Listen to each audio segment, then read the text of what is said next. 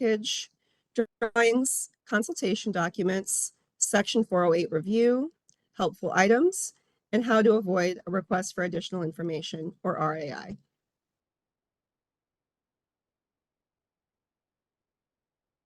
As Lisa mentioned, we have a team of 4 people. Sue handles the applications for all of the districts, while Veronica and Heather mainly handle standard permits, but will also do nationwide permits and general permits. Veronica does districts 2, 3, 5, and 7, while Heather handles districts 1, 4, 6, and the Turnpike.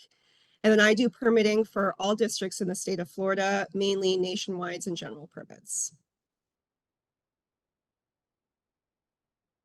Under the Clean Water Act and Rivers and Harbors Act, we are able to have authority over several things in regulatory jurisdiction. Under the Clean Water Act, we have Section 404, which would be a permit required for the discharge of dredged or fill material. Under the Rivers and Harbors Act, we have Section 10 and Section 14. Under Section 10, that would be a permit required for work in, over, or under navigable waters of the U.S. These would be waters subject to the ebb and flow of the tide, and waters that are currently used, have been used, or may be used in the future to transport interstate or foreign commerce. We also have Section 14, also known as Section 408. This would be established requirements to verify any changes to a core civil works project will not be injurious to the public interest and will not impair the usefulness of that particular project.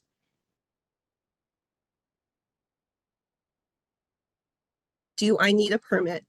This permit shows the extent of our regulatory jurisdiction for Section 404 and Section 10 in both tidal and non-tidal waters. Section 404 jurisdiction extends to the high tide line or the mean high water line, while Section 10 extends to the mean high water line. In non-tidal waters, Section 404 includes both wetlands and waters, while Section 10 only includes waters up to the ordinary high water mark.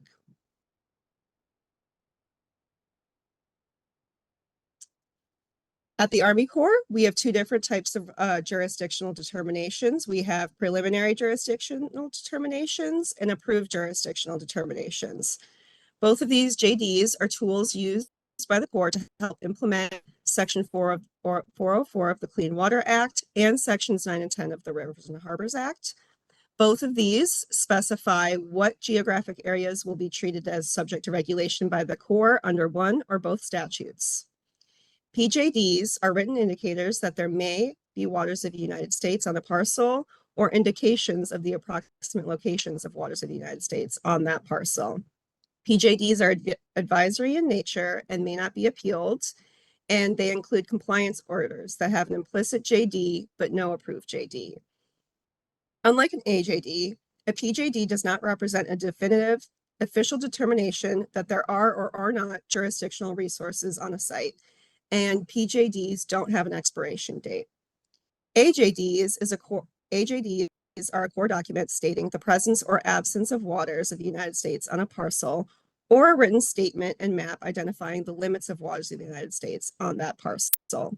AJDs are clearly designated appealable actions and will include a basis of a JD with that document. AJDs are valid for 5 years.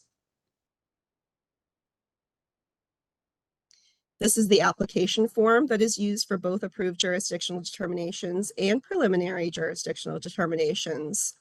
PJDs may or may not require a site visit, and they can often be completed via desktop review. They are a more expedited process and are always associated with an in-house permit.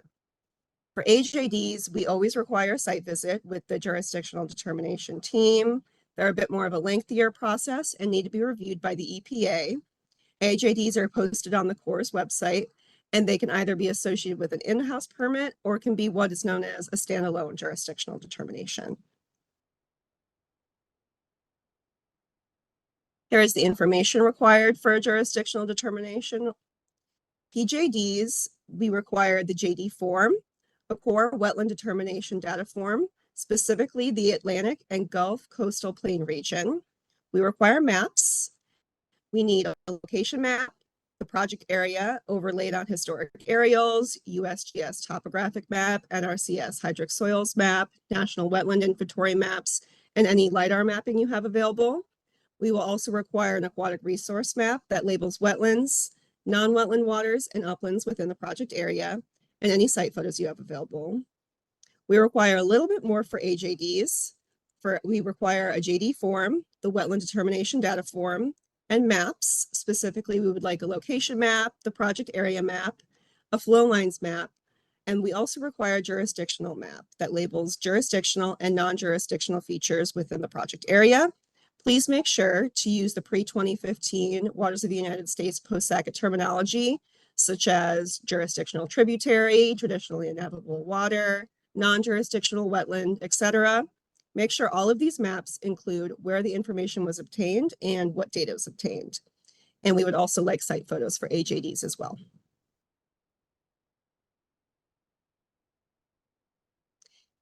This image shows the wetland determination data form, and it's the Atlantic and Gulf Coastal Plain Region 1. Data points should be taken to reflect the current conditions and represent the vegetative community that's on site. There should be a sufficient number of data points, and the location of those data points should be taken to represent the wetland and non-wetland status of the entire investigation area. These data point locations should confirm or refute the potential for aquatic resource presence depicted on the natural resource mapping images that you submitted with your application. The data points should be located that there is at least a pair of points for each wetland identified on each side of the wetland. Take it away, Heather. Thanks, Lucy. Okay. A common source of confusion that we see in our applications is whether maintenance activities are exempt. So we wanted to put in some information to clarify that for everybody. There are limited exemptions for maintenance available under Section 404 of the Clean Water Act, and those are in 33 CFR 323.4A. However, in Section 10 of the Rivers and Harbors Act, there are no exemptions for maintenance. And this is because even maintenance activities may have an effect on navigation and would need to be reviewed under Section 10. Here are the maintenance exemptions that are available under Section 404. They include maintenance of currently serviceable structures, but maintenance does not include any modification that changes the character, scope, or size of the original fill design. There is also an exemption available for maintenance, but not construction of. Weird. All right. Maintenance, but not construction of drainage ditches.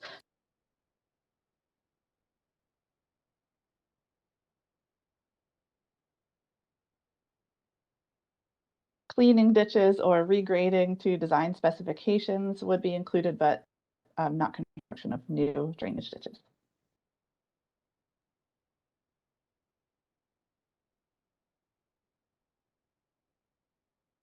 Okay. If you have a maintenance project that is in, under, or over a Section 10 water, then the maintenance is not exempt, even if it meets the Section 404 exemption. So please apply for a permit for any maintenance activities that you all have in Section 10 waters.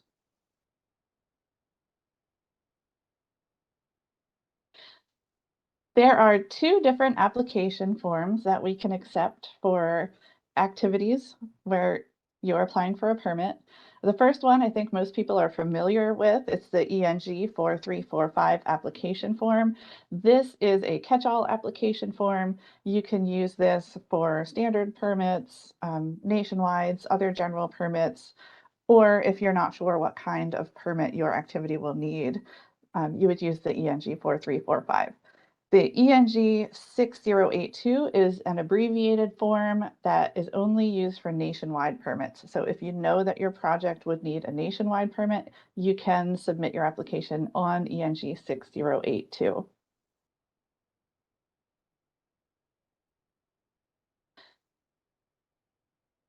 Here are the contents of an application package. I know you all see our REIs, and most of them say, is the project federally funded?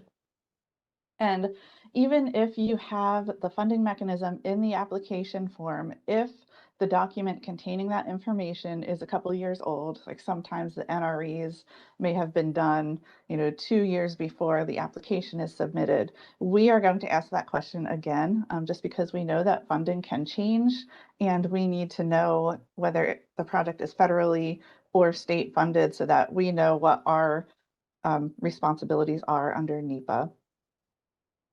We need the name of the applicant and agent, the location in decimal degrees, what kind of permit is anticipated, such as nationwide or a standard permit, and a description of the proposed activity that includes a description of the dredging.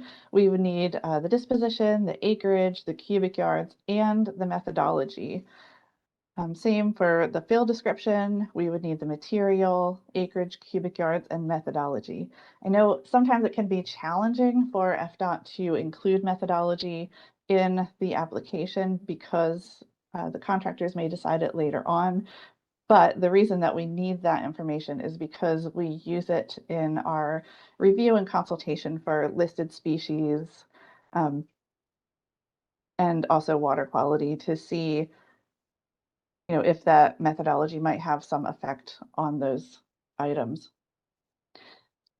We need to know if there will be construction of an impoundment structure and the work associated with each impact. Sometimes we see the impacts submitted as one lump, like there's X acres of impact, but there might be several different impact areas. We would need those separated out so that we know the impact for each area. And then we need the applicant and agent signatures.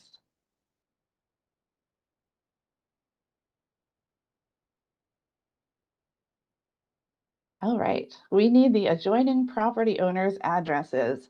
It helps us get the public notices out faster and more efficiently if they come in mailing label format.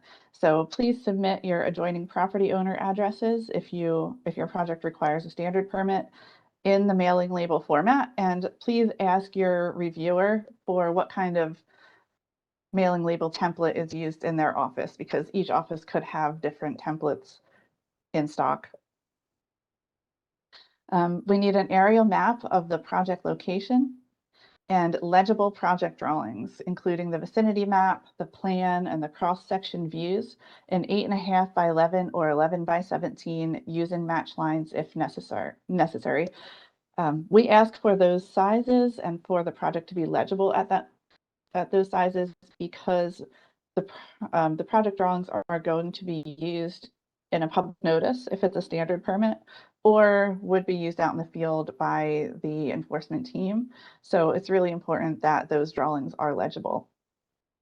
We need to see any direct or indirect impacts to waters of the United States and the quantity and type of temporary impacts. The amount of loss of waters of the United States should also be included, and that's the acreage, the cubic yards, or linear feet, and thorough avoidance, minimization, and mitigation statements.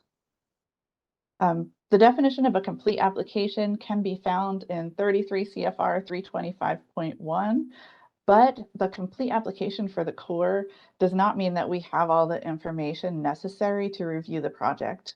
It just means that we have enough information to put the project out on public notice. So you may still get an RAI depending on what kind of information is needed after your application is deemed complete.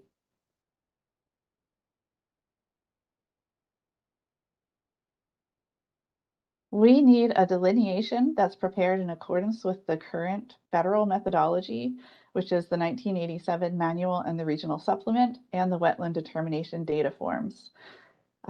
Right now, we are seeing a lot of applications coming in that were being processed under the State 404 program. And some of those applications include the state delineation and the state data forms. But in order for us to complete our review on the federal side, we really need to see the federal methodology and the federal data forms. So please provide those with any applications that were previously being reviewed by DEP in the State 404 program. We need a compensatory mitigation proposal, including data forms and wetland functional assessment scores.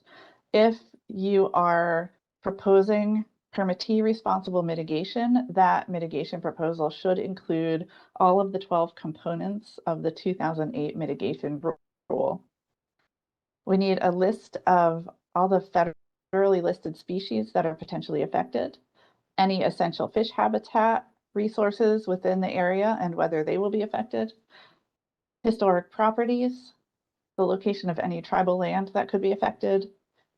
If your project is going to be in the National Wild and Scenic River System, that is an additional layer of review that we would need to do. So we would need to know that information as well. And any effect that the project might have on federal projects like navigation channels or easements, because if the project would have an effect on federal projects, it may need Section 408 review.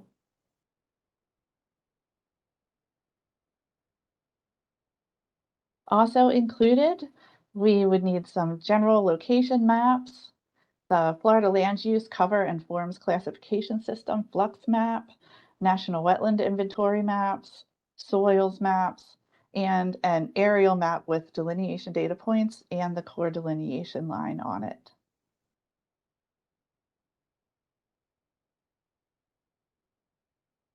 We would need impact drawings, including permanent, temporary, and secondary impacts.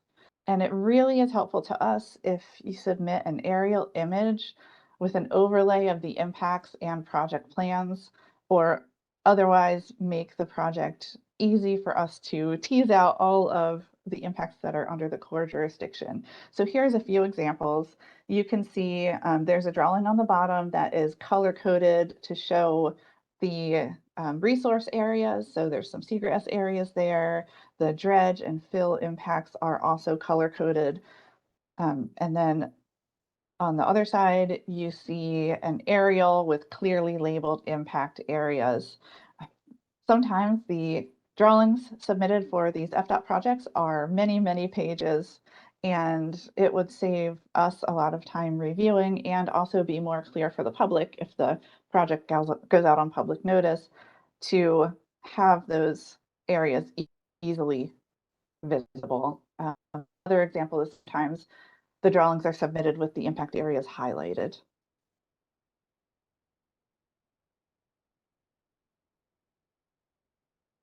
Here's a list of drawing completeness items, the appropriate labels and legends. Please identify any avoided areas. So if you have a seagrass area that's nearby, but it's being avoided, please label it as being avoided or having no impacts. Shoreline at the project site, any landmarks that could help us in the field, road names, scale bar, north arrow, citations, the section, township, and range, city and the county, and cross-section and plan view drawings.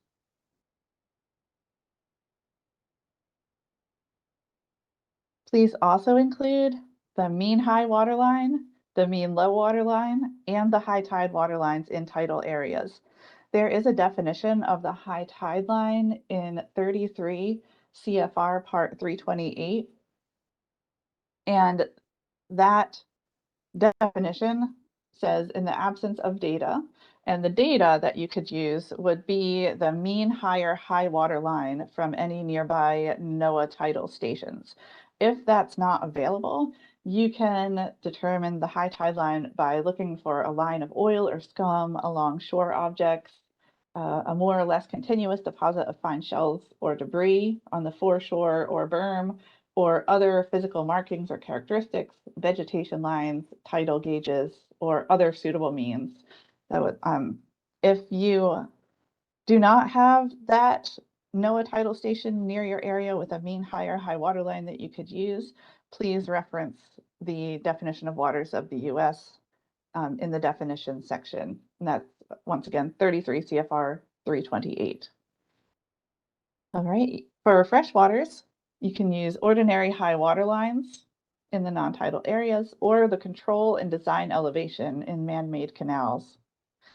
We would need to see the core federal wetland lines, any existing and proposed structures, and if the project is near a federal project, we would need the distance between the structure to the nearest edge of the federal project, because the project would likely need Section 408 review. You can see that link there below. That is a good source of information for additional information that would be needed during the Section 408 review. We also need the width of the waterway, culverts and other connections, including the flow lines and any dredge or fill areas in acreage and cubic yards.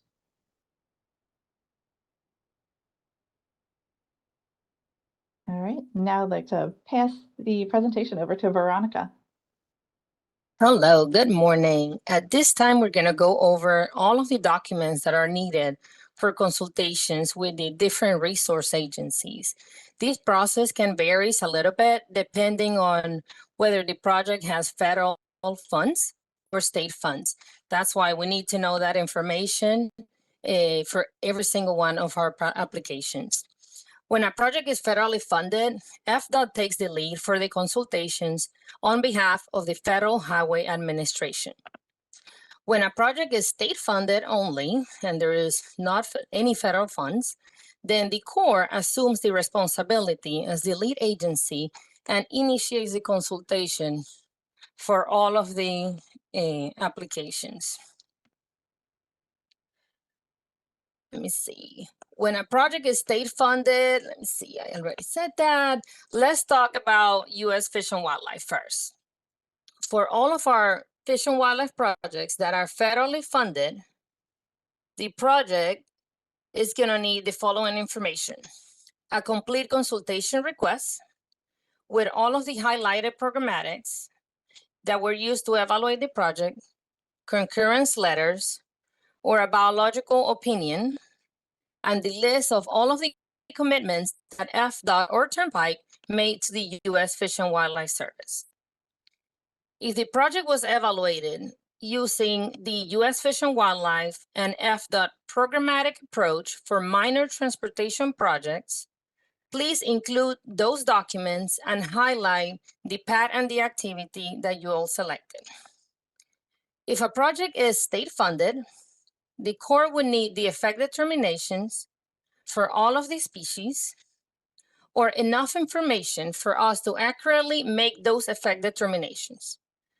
What I mean by effect determinations and what is necessary, the enough information, that would include habitat types, vegetation composition, type of sediment, type of work, and type of methodology that's going to be taking place. We also require that you'll provide the highlighted programmatic keys or the slopes that you use to evaluate those species. Let's change agencies here. For consultations with National Marine Fisheries, there are two types of consultations. One is for endangered species under the Endangered Species Act, and the other one is for essential fish habitat under the Magnuson-Stevens Act. These are two separate processes. They take place in tidal waters, and both need to be completed as part of our review. First, let's look at the endangered species section. If the project is federally funded, the Corps will need a complete consultation request, a copy of the concurrence letters, the biological opinion with a list of all of the commitments that FDOT made to National Marine Fisheries, and any other applicable information. In addition, the Corps has an efficiency measure, which gives us the ability to use the Jacksonville District Programmatic Biological Opinion, also known as the JAXBO, to complete the consultation process for endangered species under the National Marine Fisheries Review. As long as your project meets all of the project design criteria listed in the JAXBO document, the Corps is able to use the JAXBO to approach the National Marine Fisheries consultations. If you believe that your project meets JAXBO, please review all of the project design criteria and submit the completed JAXBO forms when you submit your application. If you need help determining that, please make sure to reach out to your project manager. Because this programmatic is only a Corps of Engineers document, the Corps has to review it and vet the documents before sending them to National Marine Fisheries for their confirmation. That is a core responsibility. So you'll submit the documents to us, and we vet the documents, review the information, and then send them to the National Marine Fisheries. This is our kind of like our expedited and more efficient way of completing consultations, but it only applies if your project meets all of the project design criteria. For state-funded projects, we need effect determinations for all of the endangered and threatened species, or enough information for the Corps to complete those effect determinations. FDOT is welcome to submit the JAXBO forms completed, but the Corps would have to review and vet that information before sending it to National Marine Fisheries. The second process for National Marine Fisheries is the Endangered Species Act. This is a separate review process required under a separate law, and is actually for FDOT projects. It's reviewed by the same National Marine Fisheries reviewer, but it is a separate process. That's what causes a lot of confusion. For federally funded projects, we require FDOT to provide the consultation request, any habitat conservation recommendations, and concurrence letters that the National Marine Fishery provided to FDOT, a copy of the Benthic survey, and then for state-funded projects, the Corps is going to need a copy of that Benthic survey. That Benthic survey needs to be performed in growing seasons, and then all the necessary information for the Corps to make an EFH assessment, habitat type, species of marsh, species of mangroves or seagrasses or corals that are within your project area, and any kind of impacts. FDOT can provide that effect determination to us, but it always will have to be reviewed and vetted by the Corps before we submit it to the National Marine Fisheries for their review. A State Historic Preservation Office. As part of our review, we have to look at historical resources. For federally funded projects, FDOT often completes the consultations using the CHIPO FDOT programmatic. If this is the case, we'll need a copy of that documentation, including the CRAS, and the concurrence letter provided by CHIPO. For state-funded projects, CHIPO concurrence letters are also needed. If FDOT completed that process, please provide that to us. A copy of the CRAS will be needed for any additional coordination, and the Corps is able to initiate this process if FDOT has not completed it. For consultations with Tribal Historic Preservation Office, this process is a little bit different. For both federal funded and state funded projects, the Corps has responsibilities with the tribes, and we have a consultation process called government to government, and this is normally the process that we follow for tribal land. If you have any information that can help us make those determinations, including CRAS or any prior coordination with tribal trusts, please provide those to us. Next. Section 408 review. So Section 408 review is one of our processes that probably require the most attention. This process can be initiated by the Corps of Engineers, regulatory.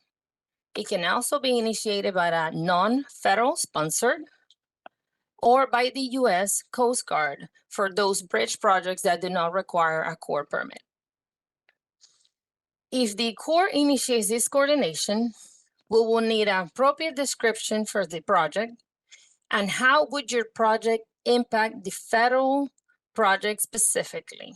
This is not a general wetland impacts or water of the U.S. impacts. This is how would your project impact the federal navigational, the federal project.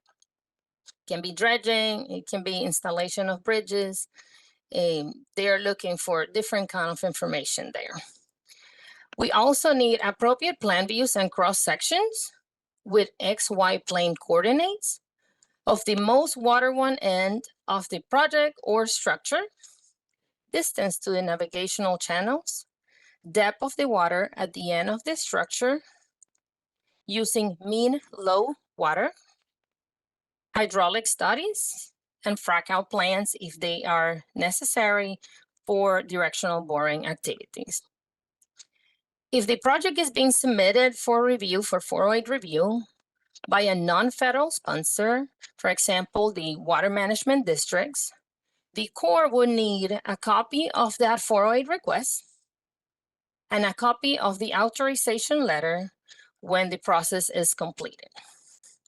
And a frac out plan, if it was required during the coordination process, then we need a copy of that so it can be added to your permit. I want to mention that we cannot issue any Section 10 or Section 404 permits until the 408 process is complete. Other helpful items. We often review subaqueous lines, subaqueous pipes, and cables for FDOT. For these kind of projects, please make sure you have cross sections with detailed descriptions of the cable, linear feet, and the area where the cable is going to be installed, the depth of that cable, the distances between any kind of federal channel depth and your cable, distances from any kind of other structures and your cable, installation methodology. If you're side casting or directional drilling, we need to know that information. And that would also help your 408 review if your cable is running under a 408 navigational channel. And then we need you to indicate your drilling entry and exit point so that we can see if that is in wetlands on uplands. Next. Frac out plans. Anytime we're doing directional drilling, your application needs to include a frac out plan. That frac out plan has to have the appropriate calculations to confirm that the maximum drilling pressure will not exceed 10 psi, and you have to provide the delta equation calculation with the guidance from the engineering memorandum. I'm not gonna say the number, but there is for your reference.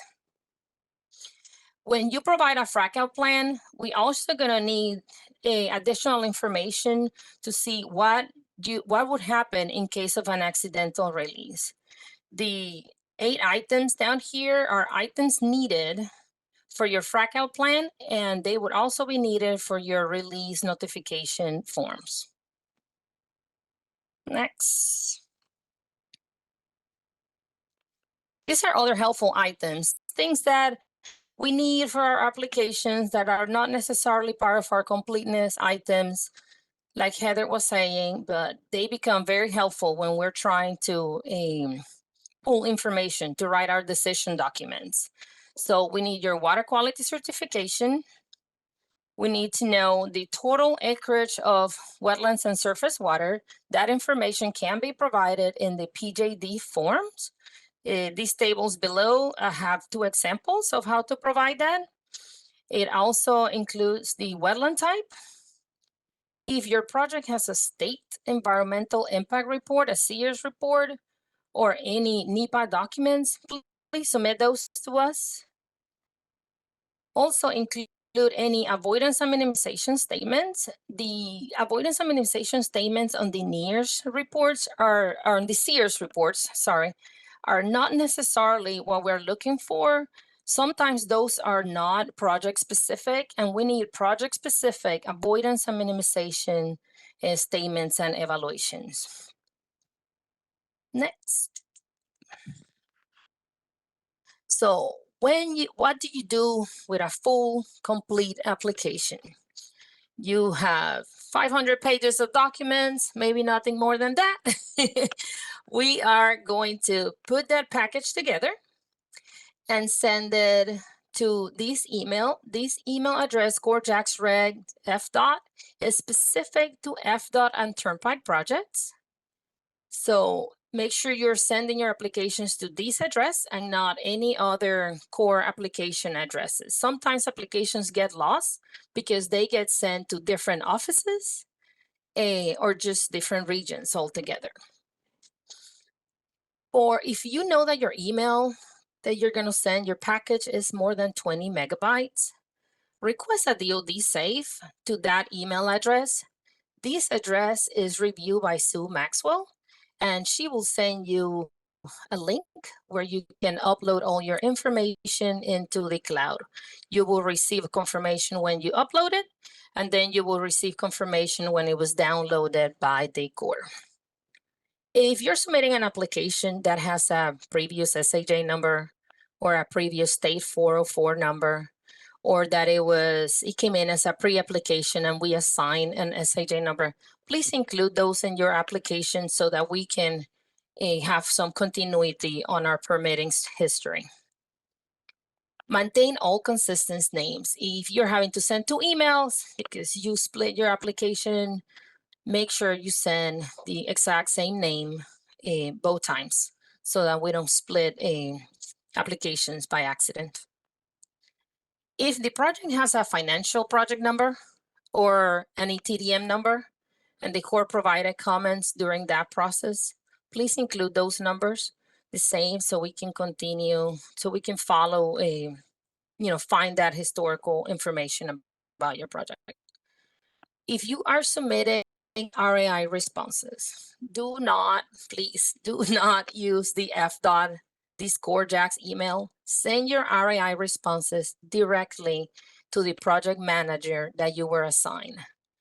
And that makes it for a much streamlined process, and it ensures that we can receive that much faster and put it in the right location.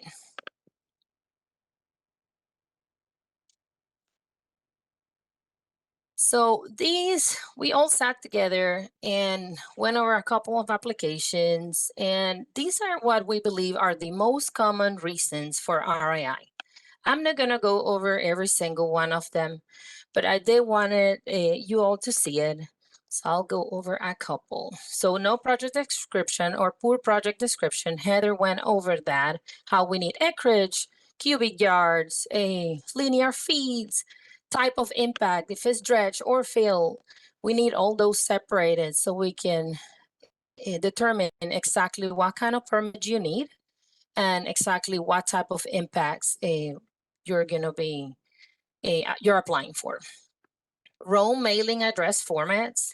Often we spend, I know all 3 of us have spent several hours trying to realign formats and make labels. It helps us a lot if we receive the appropriate mailing label instead of the Excel sheets or the PDF documents. Having the mailing labels ready to go, it's great. A couple more is application not signed by the agent or the applicant. If FDOT has an agent, we need to have that authorization in there, that signature that says, yes, FDOT is agreeing to an agent, and we need to have that agent's information in there. Poor project drawings, Heather went over that. Wetland delineations, I think Lucy and Heather both went over that. Missing avoidance and minimization statements. These avoidance minimization statements need to be project specific, not general. Compensatory mitigation statements, same, need to be very project specific. If you already know what bank you're using, enter that information in there. And then wrong wetland functional assessment. If you are using a bank that you know has all of their credits assessed in UMAM credits, you need to make sure that your wetland assessment was done in UMAM credits so that we are not trying to go back and having to redo that. And then alternative analysis. If you know that your project is going to need a standard permit, we need to have an alternative analysis, either submitted with the application or soon after the application is submitted. Next.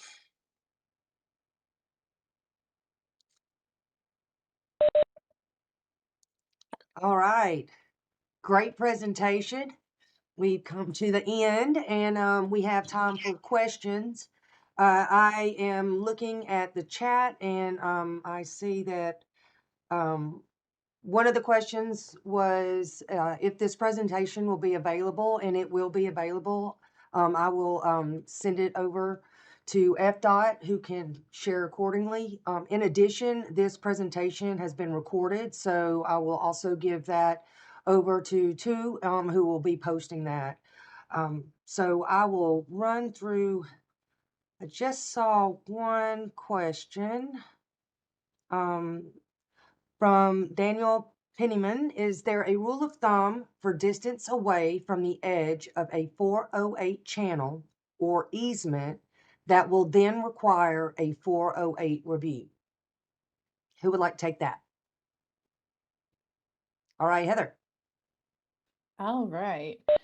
So we do have some setback guidance for structures along certain federal channels, and poof, there it is in the chat. It's available on the regulatory source book, which you can access online.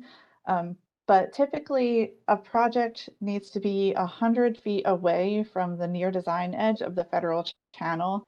And if it's closer than that, it might need 408 review, and we would have to determine that on a case-by-case basis.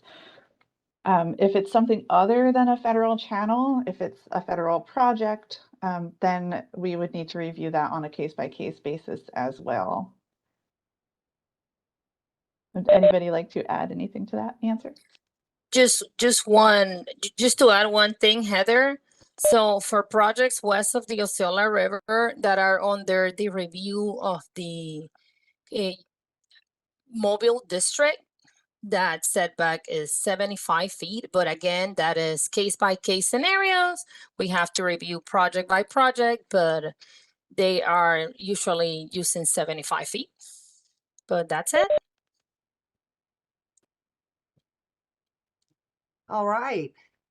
Next question that I see from Joel Johnson is, has there been an update on JAXPO revisions or JAXPO 2.0? At the moment, I know that they were continuing to work the QA, QC aspect of the previous iteration. So I do not have an exact day or time that we're going to get JAXPO 2.0, but I will definitely keep you in the loop as I learn of any status updates on when that should be deployed.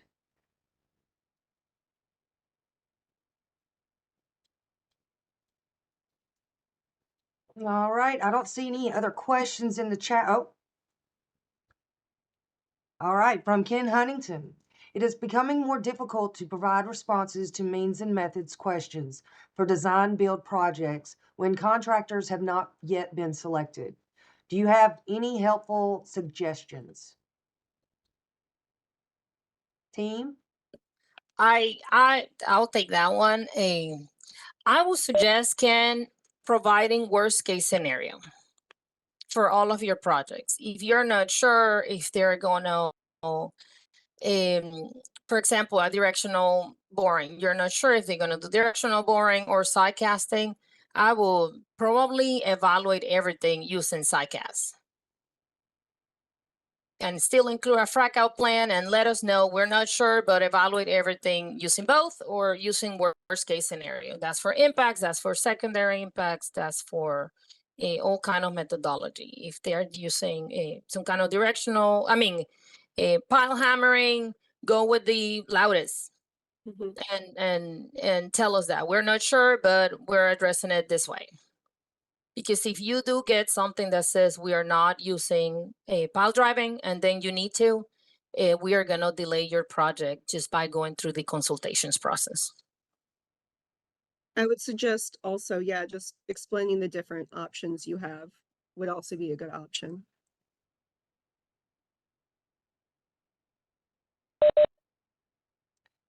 And Heather put a link in the chat for the source book, for the course source book.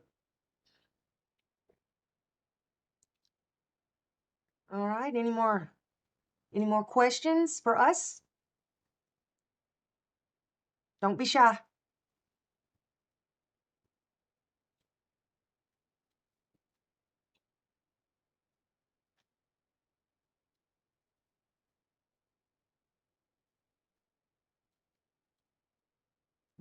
right. I have a question. Sorry, I didn't put it Yes. in chat box, but I just remembered it. So when would you use a AJD over a PJD or vice versa? I can answer this one since I wrote the slides for that one. So you would want to use an AJD if you have several wetlands and waters on a property that you do not want to claim as jurisdictional. So if you have to mitigate for impacts and you would want to do an AJD so that you don't have to mitigate for those non-jurisdictional features. Okay, that makes sense. Thank you. Yeah, and then a preliminary JD, you would be claiming all wetlands and waters as jurisdictional and you would need to mitigate for those impacts. But I do have to say, yeah, AJDs do take a little bit longer. So, because we need to go out, on site and we need a lot more information to process them. Thank you.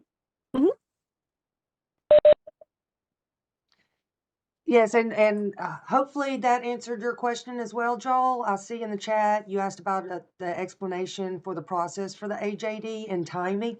So do you need to know more about the time frame to start and complete an approved JD?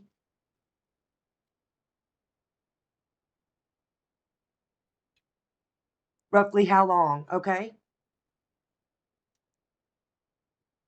Lucy, you got that one? All dependent on how quickly you guys can provide the information to us to process. We need, like the flow lines map and just all those maps that I had listed in the presentation. And then we also, need to find a time and date that works for you guys, our FDOT review team, as well as the jurisdictional determination review team up in Tallahassee. So it does take a little bit longer, just to get all of the information, make sure it's all accurate and the JD team reviewed it, and then we can go on that site visit. So it's hard to give a rough estimate exactly. It's all dependent, on what is initially provided with the application. But to know that it is a more extended process, because once we do gather all of the information needed for that package, that JD package, we will need to get on site. We will also have to coordinate that with our jurisdictional determination project delivery team that is housed in Jacksonville. We will have to get them on site as well. So when we have everyone together, because especially with the recent implementation of SACIT, we're wanting to ensure consistent reviews and consistent determinations. So those reviews, once we look at it locally, that is packaged up. It goes to the Corps headquarters, and it also goes to EPA for review. And their time starts around, it's 30 days for their reviews. It can be a little bit longer. It can be less. It just depends, it's all site specific. So there is a longer process for an AJD. However, at the end of that, if there are waters that were determined not to be jurisdictional for the Corps, and so those are slated for impacts, then that would be something that you would not mitigate for those non-jurisdictional wetland impacts. And that's when most people are trying to seek an approved JD, is to get that determination of what is and is not jurisdictional for purposes of planning for their projects. So that's normally, the main request for an approved JD. And as Lucy noted, it is good for 5 years.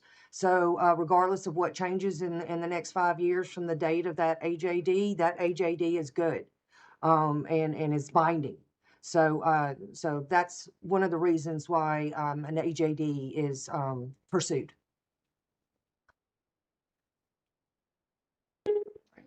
Got Hey, another Lucy, question? Oh, go ahead, Andrew. I'm sorry to cut in. It's AJD related again. So I just wanted to state a scenario and get y'all your input. So say you have a piece of property, you have wetlands, and you're like, okay, these are all the wetlands we're going to claim as jurisdictional. would y'all still do a field review to verify our wetland lines? Yes, we would, especially with an approved Okay. JD. Absolutely, Okay. it's gonna be ground truth. That's the one thing with a preliminary JD is that we can do a desktop review. So it's not something that we necessarily have to be on site for, but Okay. any approved JD, it needs ground truthing. And that's the reason for us being on site and coordinating with our JD project delivery team to be on site. So I know that District 5 has encountered this with a review of one of their projects. But yes, everyone will come together and be physically on site. But for a PJD, that's not necessarily required. That is correct. Okay. All right. Thank you. You're welcome. All right, I got another question. Scrolling through the chat. Tom Pride, the core Adobe forms have some formatting issues that we cannot change. For example, font size, etc. Will these be revised soon? So to my knowledge, I'll take this one. To my knowledge, they are not being revised. I'm not sure what version that you have. I know recently, if is so Tom, is this for the JD request or are you talking about the data forms for the wetland determination?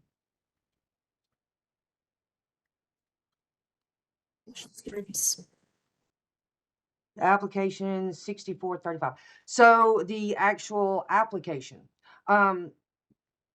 I do not know of any revisions. I can definitely reach out to our business section to see if those revisions are going to be, or if there are any revisions planned.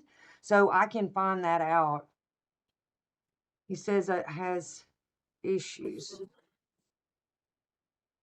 All right, I can follow up on that question, Tom, and get you that information if it has or plans to be revised. I've seen that before with like the section township range. Sometimes the font is like super small and like in those, some of the sections. Okay. Yes, I can follow up on that.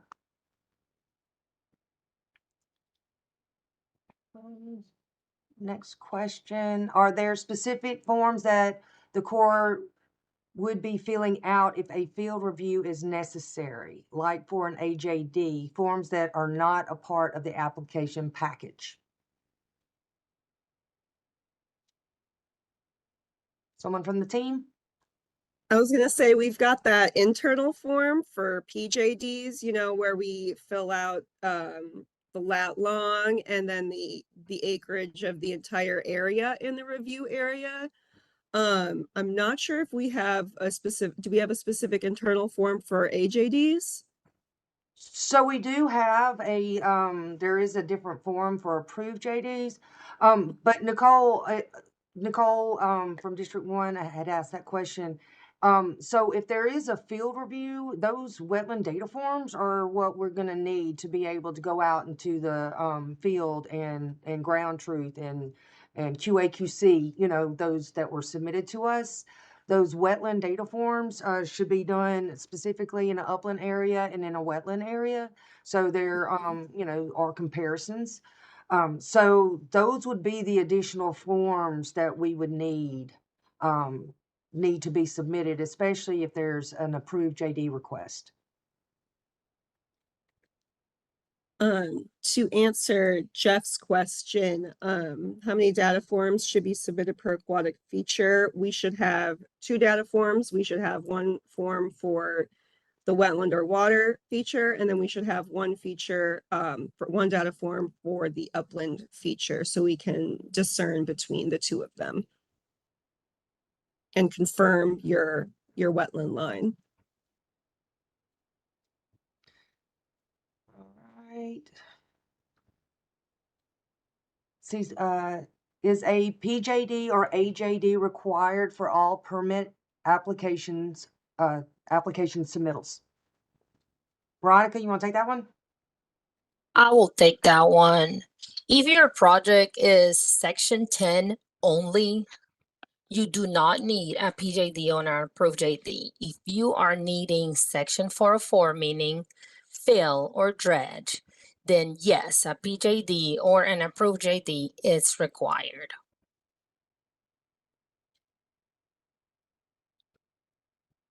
All right. Next question, is there any guidance from Ken? Is there any guidance for determining relatively permanent waters for jurisdictional purposes?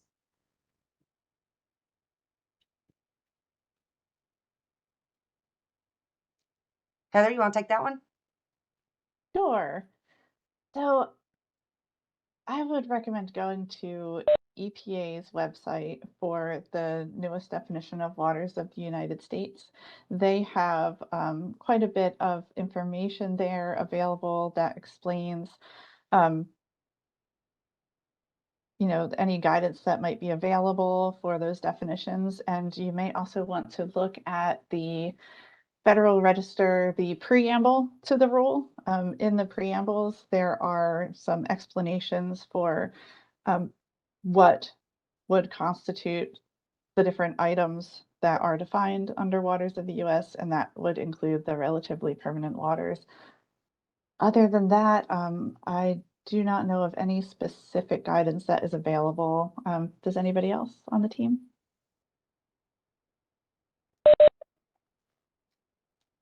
I believe we have the Rapanos guidance, the pre-2015 Yeah. determination It's on our, information that it's we can available on our share. website, I believe, on like the Jacksonville source book. We have definitions for all of the newest guidance that we've received regarding waters of the US. All right. And I believe Heather had put that link for the source book in the chat. Okay.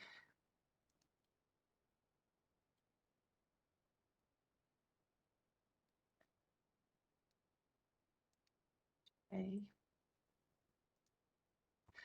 From Dylan, as we resubmit our DEP applications to the Corps, what additional forms or information should we include that is not usually requested by DEP? For example, our 4345 application form? Or is there anything you can recommend that we provide to expedite the review for those DEP applications that were in the home stretch of being approved? I'll give that one to you, Veronica.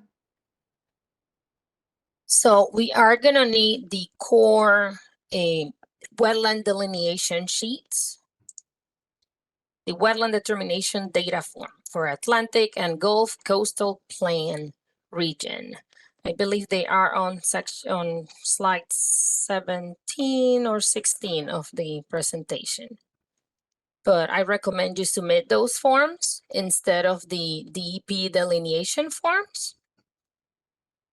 Also, if there are any species, submit all of the programmatic keys that are associated with those species and any historical and tribal coordination that you may have.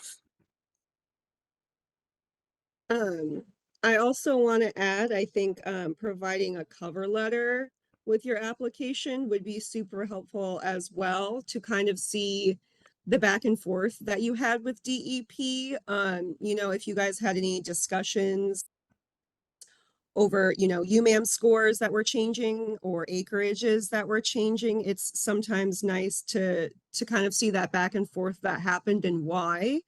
Whenever we get the application, we're able to see all of those changes that were made during your process with DEP. That's always nice for us to see. All right. Next question from Daniel. Can you clarify the portion of the PJD and AJD slide that says, please make sure to use the pre-2015 waters of the US? Why would it be pre-2015? Heather, I'll let you take this one. All right. So right now, Florida is using, well, the Jacksonville district is using the pre-2015 Waters of the US rule. The newest rule that was, I believe, the 2023 rule, is not being used in 27 states, and Florida is one of them. So that's why we are still using that pre-2015 Waters of the US rule.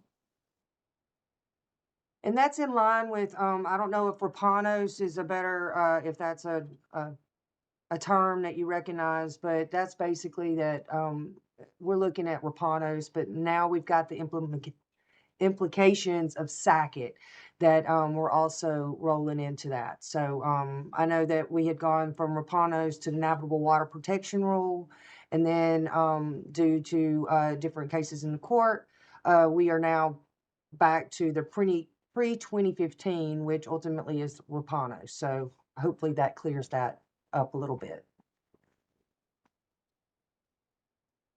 Did that answer your question, Daniel? Yes, you did. Can I ask one more question real quick? So there's like the 23 WOTUS, there's kind of the marked up version that takes out, sort of makes edits post SACIT. There is nothing like that for the pre-2015 version post SACIT, correct? That is correct. Okay, thank you. You're welcome. All right. Looking in the chat, I think I covered, I think I got all the questions. All right, still got a few more minutes. Any other questions, either in the chat or just turn on your mic and ask away.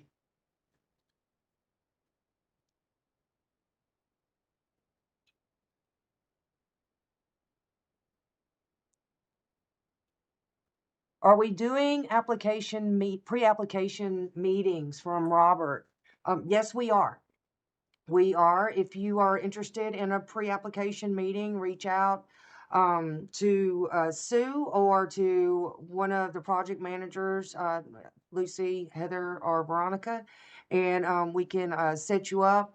It's best to have some information, some possible proposals as far as, where, location, what is being proposed, and then we can usually generally get you into the right direction as far as what type of permit that you would require, avoidance minimization steps, things like that that can be discussed. So absolutely, we are open for pre-application meetings, and in fact, and we prefer to have them. Yes, they're encouraged, definitely.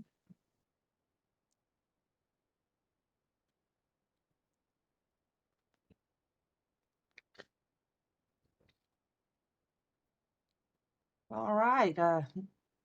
Any other questions for myself or for the team?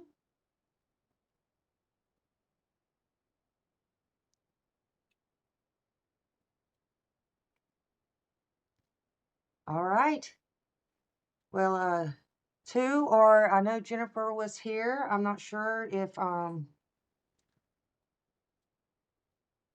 you would like to have some words at the end. We really appreciate the ability for us to present this presentation on complete applications. For us, this will definitely help us reduce the need for requesting for additional information, but also it expedites our review when we have all that information up front. But we definitely, as you know, and if you've worked with the team, if we have questions, we do not hesitate to reach out and ask for that information. Hey, Lisa and the FDOT Excellent.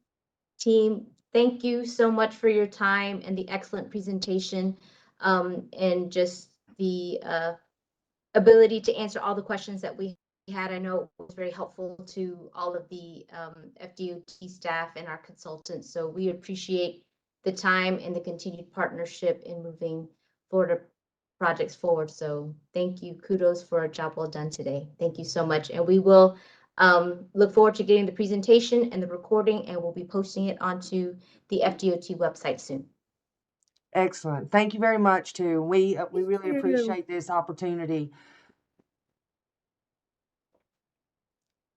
All right, with that, everyone have a wonderful day. Please, again, if you have any questions over anything that we presented today, please don't hesitate to reach out. As Tu said, I will be sending her the recording of the presentation along with the presentation for your use. So outside of that, thank you very much. Everyone have a wonderful day. Thank you. Bye. Thank you. Thank you. Thanks, everyone. Thanks. Bye-bye. Bye. Thank you, everybody.